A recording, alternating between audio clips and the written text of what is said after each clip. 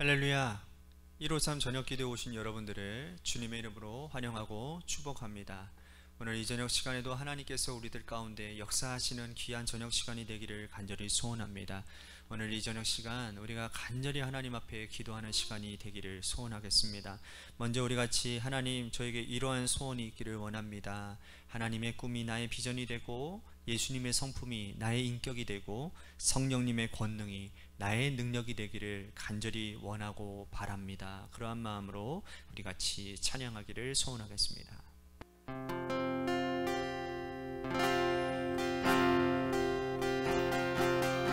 이 세상을 살아가는 동안에 나의 힘을 의지할 수 없으니 기도하고 낙심하지 말 것을 주께서 참 소망이 되심이라.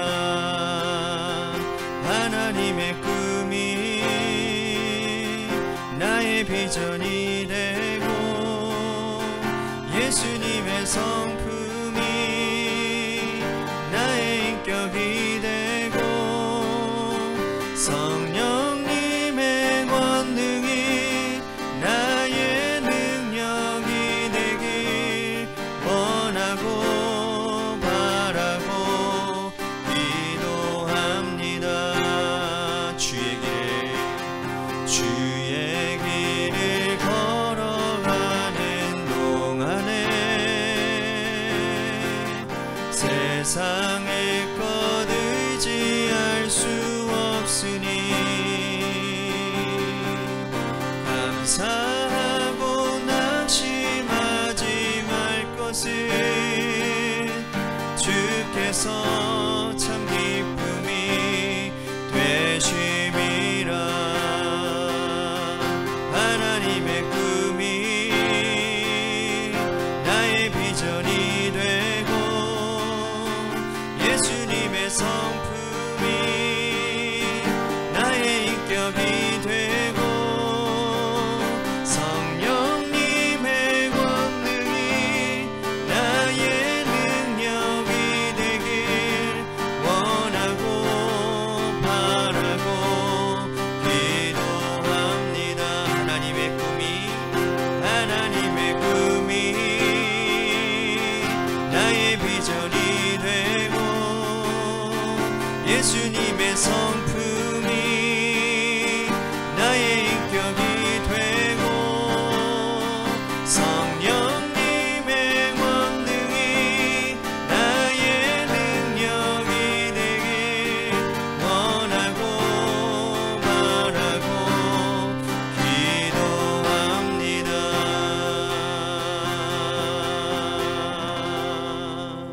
기도하겠습니다. 하나님, 이 세상 가운데 우리들이 살아갈 때에 수많은 선택을 하게 되어집니다. 우리들의 인생을 좌우하는 하나님, 그러한 선택의 길 가운데 성령의 소욕과 육체의 하나님, 우리들의 육신의 욕망이 자꾸 충돌을 합니다.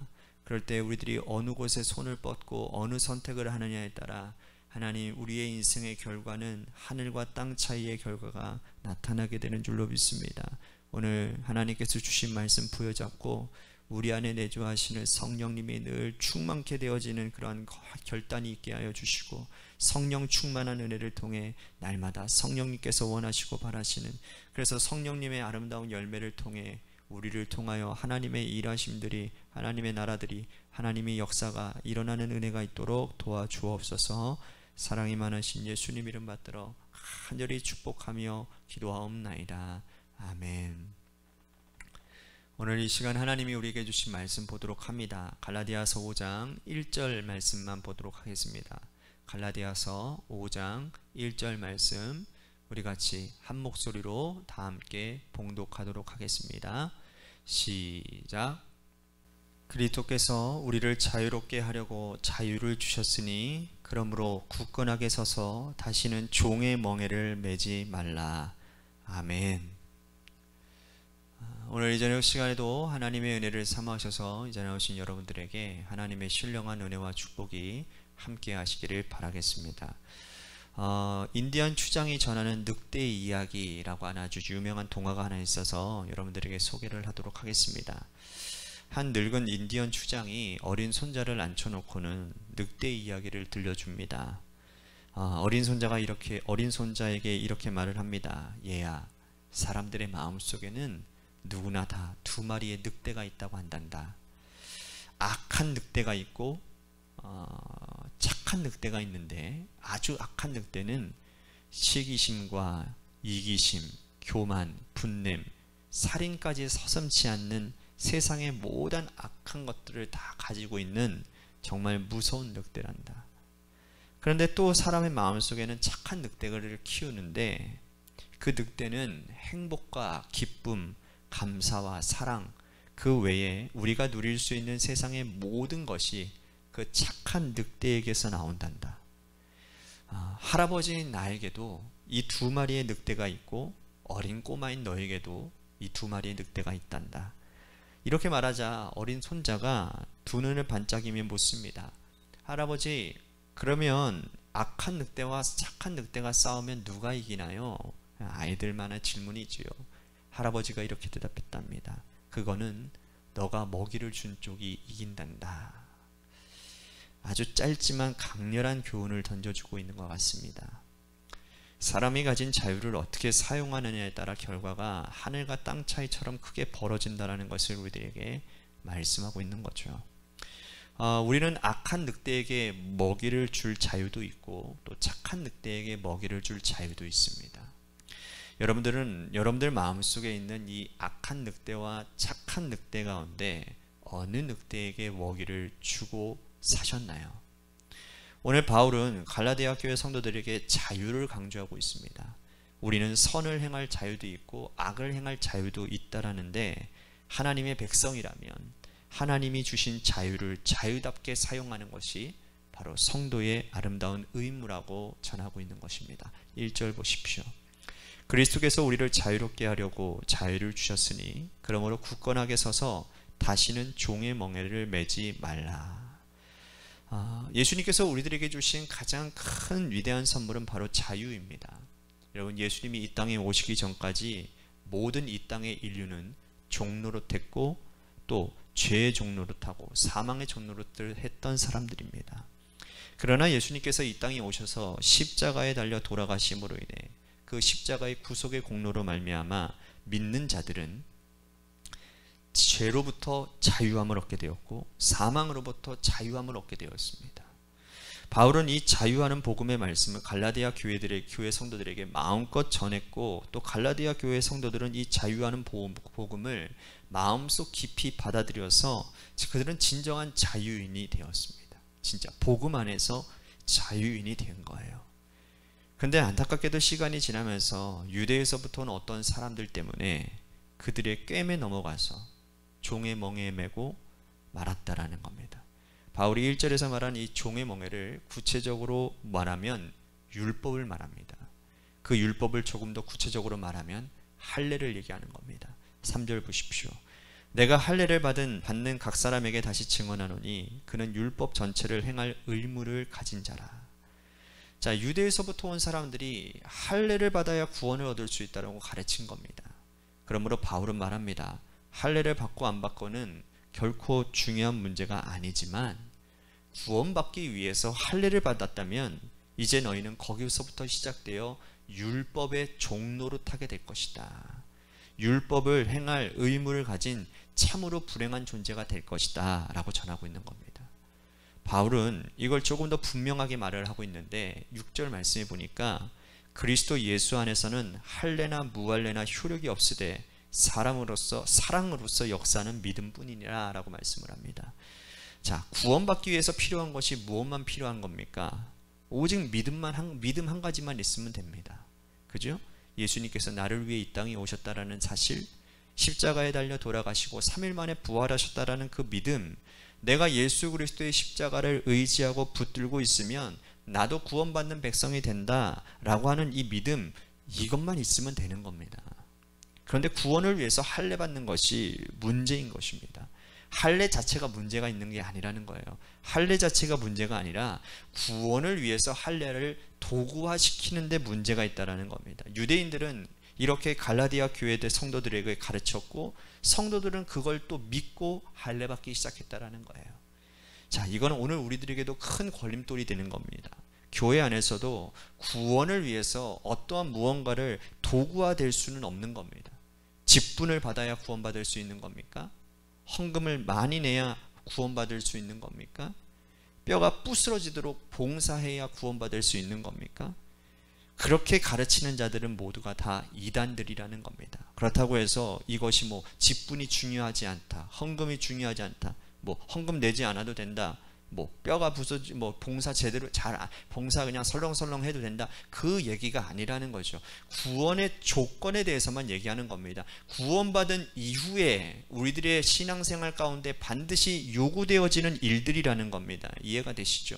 구원의 조건이 어떤 행위에 있는 것이 아니라 믿음에 있다라는 겁니다. 그 믿음에 반응하여 우리 안에 예수 그리스도께서 주시는 그 부담감, 예수 그리스도께서 주시는 그 마음 가운데서 우리들이 헌금을 하는 것이고, 그 마음 가운데서 우리들이 봉사하는 것이고, 그 마음 가운데서 우리들이 직분을 받아 직분의 감당을 해야 된다라는 것이죠. 그죠? 단지 구원 때문에 이런 것들을 해야 된다라고 한다면 그건 잘못된 일이라는 겁니다. 우리를 구원으로 인도하는 것은 오직 예수 그리스도입니다. 이 사실을 믿으시죠? 예수 그리스도의 십자가의 보혈, 그 보혈을 믿는 믿음밖에는 구원이 없는 것입니다. 그러므로 복음은 그 자체가 은혜입니다. 전적인 은혜입니다. 하나님이 부어주시는 겁니다. 내가 무슨 행위로 얻는 것이 아니라는 거예요. 그 은혜를 붙들고 사는 우리들에게는 자유함이 있게 되어진다라는 것이죠. 여러분들은 구원받기 위해 어떠한 행위를 할 이유가 없습니다. 어떤 노력도, 어떤 수고도, 어떤 피와 땀을 필요로 하지 않습니다. 왜요? 그 모든 것은 다 예수님께서 이미 지불하셨기 때문입니다.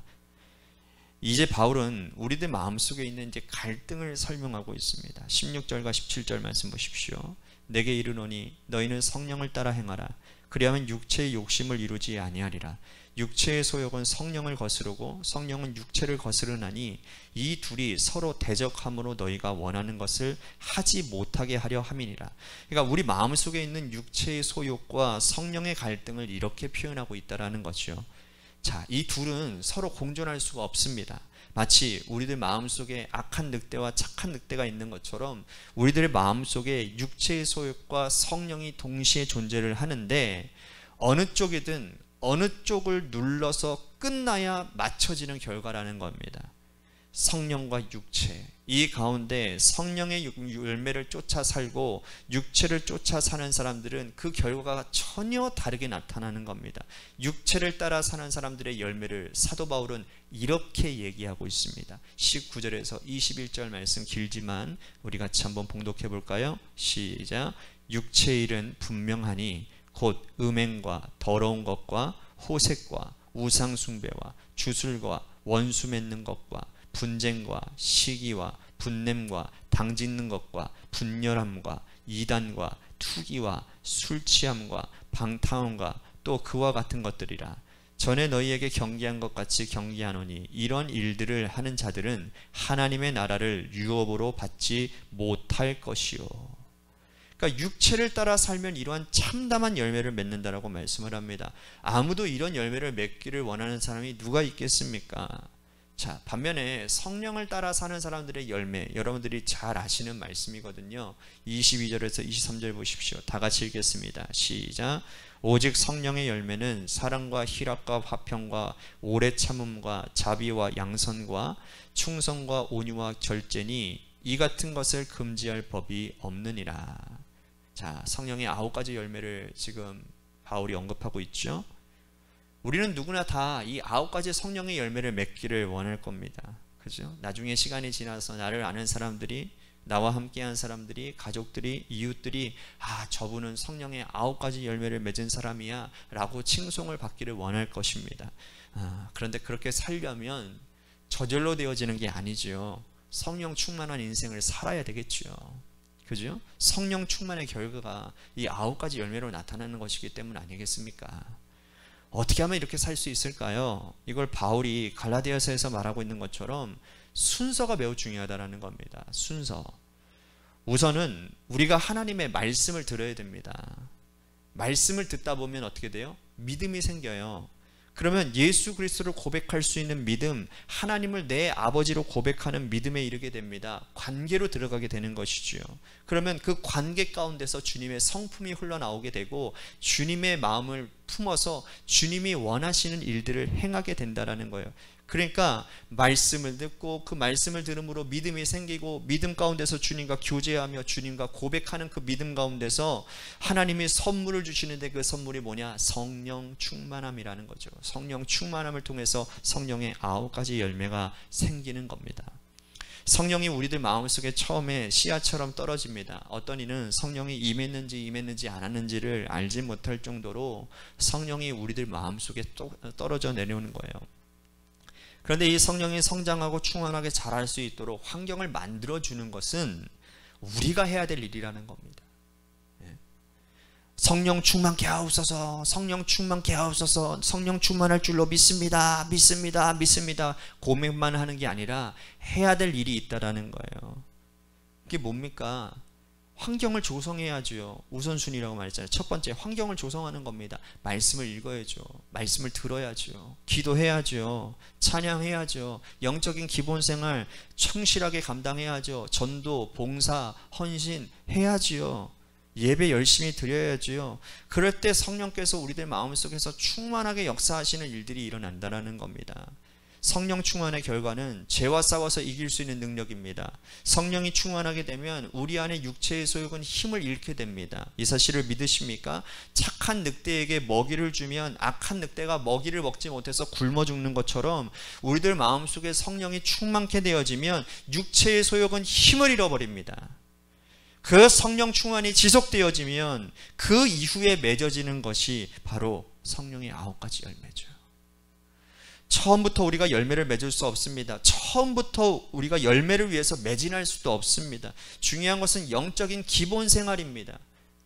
기본 생활도 안 돼 있는데 어떻게 열매 맺기를 원합니까? 여러분들은 마음속에 성령 충만을 위해서 어떻게 살고 계십니까? 오늘 이 자리에서 예배드리는 여러분들은 이미 성령 충만한 줄로 믿습니다. 여러분, 우리가 이렇게 성령의 9가지 아름다운 열매를 맺기 위해서 우리에게 주신 자유를 잘 활용하셔야 됩니다. 안타깝게도 에덴 동산에서 아담과 하와는 하나님께 부여받은 그 자유의지를 잘못 사용해서 에덴에서 쫓겨나게 되었죠. 하나님과의 그 풍성한 축복을 누리지 못하게 되었죠. 선택은 우리에게 있는 것입니다. 오늘 여러분들의 선택은 어떠했습니까? 오늘 그 선택을 여러분들이 좀 바라보면서 다시금 주님께로 그 선택권을 돌리기를 소원하겠습니다. 그러기 위해서 하나님 다시 한번 우리들이 결단했으면 좋겠습니다. 내가 성령 충만하기 위해 영적인 기본 생활에 하나님 다시 한번 점검하기를 원합니다.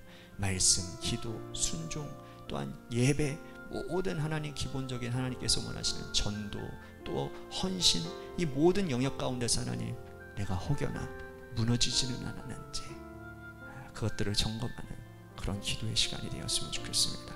또 한 가지 우리 교회를 위해서 기도했으면 좋겠습니다. 하나님께서 세워주신 몸된 교회, 하나님 우리 교회가 정말 예수로 충만한 공동체가 되게 해주십시오. 우리 교회가 예수로 충만하지 않았기 때문에 생겨나는 그런 문제들 아닙니까? 그죠? 네. 우리가 이제는 충만해야 됩니다. 예수로 충만한 교회, 예수로 충만한 목사, 예수로 충만한 장로, 권사, 집사, 우리 온 성도들이 될 수 있도록 하나님 도와주옵소서. 마지막으로 여러분들의 삶의 자리와 여러분들의 자녀들을 위해서 기도하시다가 시간 돌아가시기를 바랍니다. 우리 같이 노래 끝날 때까지 간절히 하나님 앞에 기도하도록 하겠습니다. 기도하겠습니다.